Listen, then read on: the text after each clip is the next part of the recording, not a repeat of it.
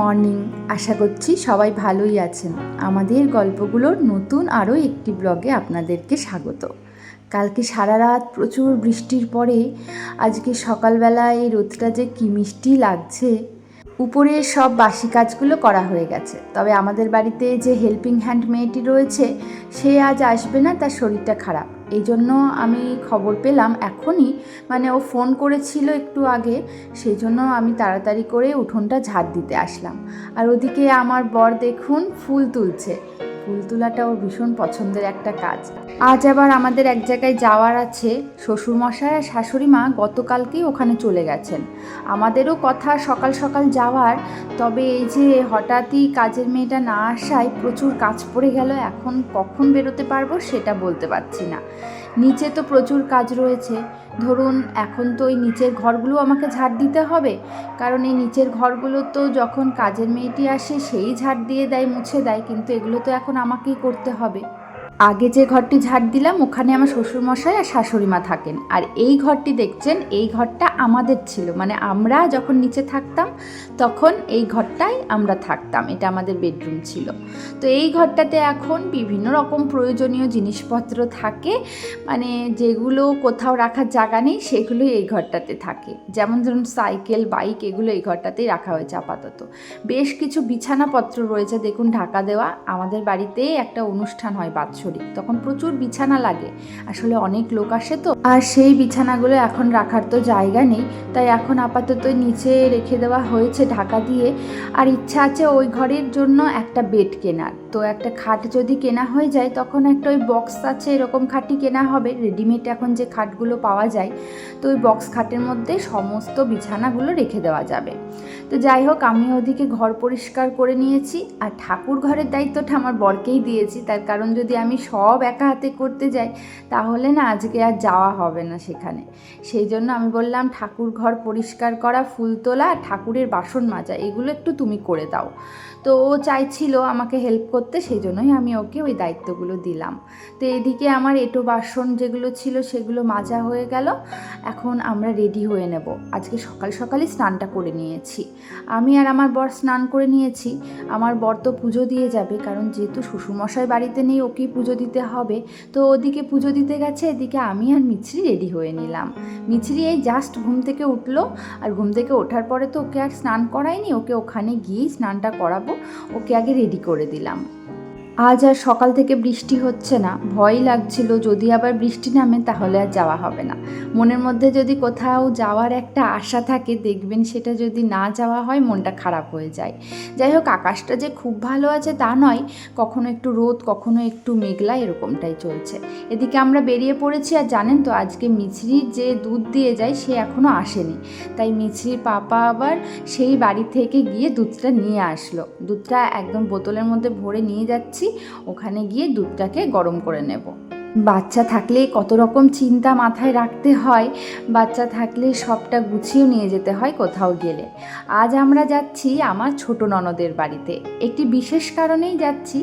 আজ আমার ছোট ননদের মেয়ের জন্মদিন, সেই জন্যই আর কি আমাদের যাওয়া। তবে আমরা আজকেই ফিরে আসব। মাঝে মধ্যে একটু ছুটি না নিলে ভালো লাগে না। আজ তো পয়লা মে, আজ সকলেরই ছুটি, আমরাও একটু ছুটি নিয়ে নিলাম। আজ মিছরির পাপাও একটু ছুটি নিয়ে নিল, আর আমিও সংসার থেকে একটু ছুটি নিয়ে নিলাম। আমাদের ট্রেন চলে এসেছে, আমরা যাব শ্যামনগর। জগদ্দল আর শ্যামনগরের মাঝামাঝি ওদের বাড়ি, তবে জগদ্দল দিয়ে গেলে একটু সুবিধাই হয়। যাই হোক, তবে এখন যে ট্রেনটাতে উঠেছি সেই ট্রেনটা তো জগদ্দল দাঁড়াবে না বা শ্যামনগরও দাঁড়াবে না, আসলে এটা গ্যালোপিন একটা লালগোলা, সেই জন্য আমরা নৈহাটিতে নেমে যাব। নৈহাটিতে নেমে তারপরে আমরা সেখান থেকে একটা নৈহাটি লোকাল বা অন্য কোনো ট্রেন ধরে জগদ্দলে পৌঁছে যাব। সকালবেলা এত কাজকর্ম সেরে বেরোনো হয়েছে, কিছুই খাওয়া হয়নি, তাই ট্রেনে উঠে একটু ছোলা খেয়ে নিলাম, ছোলা সিদ্ধ। আর আজকে দেখুন ট্রেনে প্রচণ্ড ভিড়। আজকে তো ছুটির দিন, বুদ্ধ পূর্ণিমা, তার সাথে পয়লা মে, কিন্তু এত ভিড় কেন এই ট্রেনটাতে বুঝতে পারছি না, প্রচুর ভিড় ছিল ট্রেনটাতে। যাই হোক, আমরা নৈহাটিতে পৌঁছে গেছি। ওই যেটা ঢুকছে ওটা মনে হয় 12টায় ছাড়বে। কোনটা ঢুকছে? ওই 1 নম্বরে যেটা ঢুকছে নেবে। ও, তো চলো 1 নম্বরে নৈহাটি লোকাল। আর আগে কোনো ট্রেন নেই। কটায় ওটা টাইম? 12টায়। বাবা এখনো তো দেরি আছে। 15 মিনিট। চলো ওদিকে যাই, যদি সামনে কোনো দোকান পাই তাহলে ওর জন্য কিছু একটা কিনে নেবো। এখন এই প্রায় 11:15 মতো বাজে, আর 12টার সময় একটা নৈহাটি লোকাল আছে, নৈহাটি শিয়ালদা লোকাল। তো সেটাতেই আমরা উঠবো। তবে তার আগে একটু ছোট্ট কিছু গিফট কিনবো। কালকে শাশুড়ি মা একটা কুর্তি মানে 2 পিস নিয়ে গেছে ওর জন্য, মানে আমার ননদের মেয়ের জন্য। তবে আমি ভাবলাম যে ও তো সাজতে ভীষণ ভালোবাসে, তাই ওর জন্য একটু কিছু সাজের কিছু কিনে নিয়ে যাই। তো সেই জন্য ওই হাতে ওই 10 মিনিট মতো সময় আছে, তাই আমার বর বলল যা কেনা তাড়াতাড়ি 10 মিনিটের মধ্যে কিনতে হবে, আমাদেরকে ওই ট্রেনটা ধরতে হবে। তাই খুব তাড়াতাড়ি করে সামনে যা দোকান পাবো সেখান থেকে যা একটু পছন্দ হবে নিয়ে নেব। তো আমরা রাস্তা পার হয়ে দেখলাম সামনে একটা দোকান, আর ভাবলাম যে ও তো কানের দুল ভীষণ পছন্দ করে, তাই ভাবলাম একটা কানের দুল নিয়ে নিই। তো এত তাড়াতাড়ি আমি সত্যি কোনো দিনও এইভাবে কসমেটিক্সের কিছু কিনিনি। কানের দুল বা লিপস্টিক বলেন, এত তাড়াতাড়ি কিন্তু কেনা সম্ভব না। তাই আমি মানে চোখের সামনে যেটাই পড়ছে সেটাই মানে মনে হচ্ছে নিয়ে নিই তাড়াতাড়ি করে। যাই হোক, একটা পছন্দ হলো, সেটা নিয়ে নিলাম। আর ভাবছি একটু লিপস্টিক নেব। ও লিপস্টিক ভীষণ ভালোবাসে, ছোট থেকেই ও লিপস্টিক পরতে ভালোবাসে জানেন। এত ছোটোতে লিপস্টিক পরাটা উচিত ছিল না, তখনও ওকে লিপস্টিক দিতেই হতো। হয় না, কেউ কেউ সাজতে ভীষণ ভালোবাসে, সাজের পাগল, ও তাই। তো একটা লিপস্টিকের কালার আমার ভীষণ পছন্দ হলো, এই ডিপ পিঙ্ক টাইপের একটা কালার। তো ওটাই আমি নিয়ে নিলাম। দেখার এখন বেশি সময়ও নেই, আমার বর এদিকে তো ভীষণ তাড়া দিচ্ছে। এমনি সময়তে তো আমার বর তাড়া দেয়ই যখন আমি কোনো কিছু কিনতে যাই, আর এখন তো ট্রেন ধরার ব্যাপার, হাতে মাত্র 10 মিনিট সময় আছে, এখন তো তাড়া দেবেই। আর ওই যে দেখুন আমাদের ট্রেন কিন্তু 1 নম্বরে দিয়ে দিয়েছে, তো ওই জন্য হাতে সময় নেই, ছুট দিলাম ট্রেন ধরবো বলে। আসলে কি বলুন তো, আগে থেকে না কেনা হয়ে ওঠেনি। আসলে মিছরিকে নিয়ে না আমার সবসময় বেরোনো হয় না, হয়ে ওঠে না। সেই জন্যই আর কালকে সন্ধ্যা থেকে এত ঝড় বৃষ্টি, যে কারণে আমি আর বেরোতেই পারিনি। আজ আমাদের ওখানেও একটা দোকান রয়েছে কসমেটিক্সের, কিন্তু আজকে তো হাতে টাইম হয়নি, ট্রেন ধরার তাড়া ছিল বলে চলে আসতে হয়েছে। কিন্তু একদিক থেকে এটা ভালো হয়েছে যে আমরা ওই লালগোলা গ্যালোপিংটাই উঠেছি, যে কারণে নৈহাটিতে নামতে পারলাম। না হলে জগদ্দলে নামলেও সেখানে কোনো দোকান ছিল না, তাহলে আমাদেরকে আবার শ্যামনগরে নামতে হতো। আর শ্যামনগর থেকে আবার ওদের বাড়িটা একটু বেশি দূর, মানে জগদ্দলের তুলনায়। যাই হোক, আমাদের নৈহাটি লোকাল এখন ছেড়ে দিয়েছে। আর এই যে এত ভিড় ট্রেনে আসার পরে এরকম একটা ফাঁকা ফাঁকা ট্রেনে বসতে যে কি ভালো লাগছে। যদিও মাঝে একটাই স্টেশন, ওই যে ছেড়ে গেল কাকিনাড়া। এবার আমরা জগদ্দলে নামবো। আমরা সকালবেলাতেও কিছুই খেয়ে আসার সময় পাইনি, তাই ভীষণ খিদে পেয়ে গেছে জানেন। তাই ওই যে ওই ট্রেনে থাকতে একটু ছোলা সেদ্ধ খেয়েছিলাম, আর এই ট্রেনে একটুখানি বাদাম নিয়ে নিল, একটু বাদাম খেলাম। আর মিছরিও বাদামের ভীষণ পাগল, ট্রেনে উঠলেই আগে বলে বাদাম খাবো, খাক না খাক ও বাদাম খাবো কথাটা বলেই। যাই হোক, এই যে আমাদের স্টেশন চলে এসেছে জগদ্দল।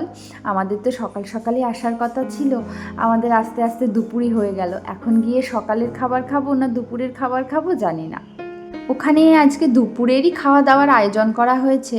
আর কি বলুন তো, এই মিছরির জন্মদিনে যেরকম ঘরোয়াভাবে পালন করা হয়েছে ওরকমই আর কি, ঘরোয়াভাবেই পালন করা হবে।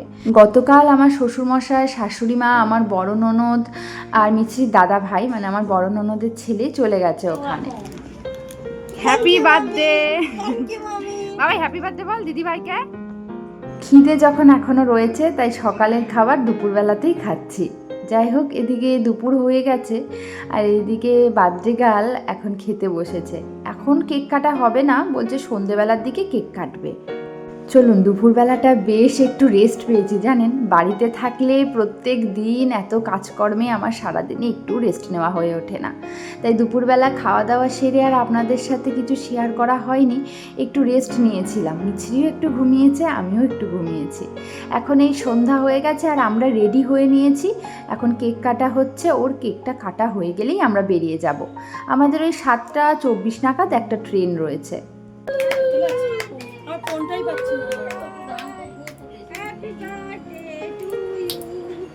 মিছরির সাথে সাথে আরেকটি যে বাচ্চা মেয়েকে দেখছেন, ওটা হচ্ছে আমার ননদের ভাসুরের নাতনি।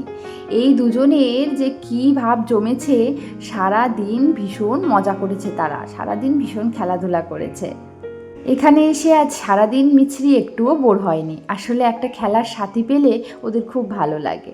তো চলুন আমাদের এবার বেরিয়ে যাওয়ার পালা। তো ছোট ননদ ভীষণ বলছিল আজকে থেকে যাওয়ার কথা, কিন্তু আমি বললাম না থাক, অন্য এক সময় আসবো। আসলে মিছরিকে নিয়ে না এখন কোথাও থাকতে ভালো লাগে না, জানেন তো, কারণ ও ভীষণ ঝামেলা করে, ওর খাওয়া দাওয়া নিয়ে একটা ভীষণ ঝামেলা রয়েছে। যাই হোক, আমরা ট্রেনে উঠে পড়েছি, তবে যাওয়ার সময় ট্রেনটা বেশ ফাঁকাই রয়েছে, বসার জায়গা উঠেই পেয়ে গেছি। আমরা এখন ওই যে চাকদা স্টেশন ছাড়ছি, বাড়ির প্রায় কাছাকাছি চলে এসেছি। সারাদিনটা ভীষণ আনন্দে কাটালাম, তবে সারাদিন আনন্দের পর বাড়ি ফিরতে পারলে খুব ভালো হয় জানেন, সারাদিন পর একটু শান্তির ঘুম ঘুমানো যায় বাড়ি ফিরে। যাই হোক, আজকের ব্লগটি এখানেই শেষ করছি, দেখা হচ্ছে পরের ব্লগে। সকলে ভালো থাকুন, সুস্থ থাকুন।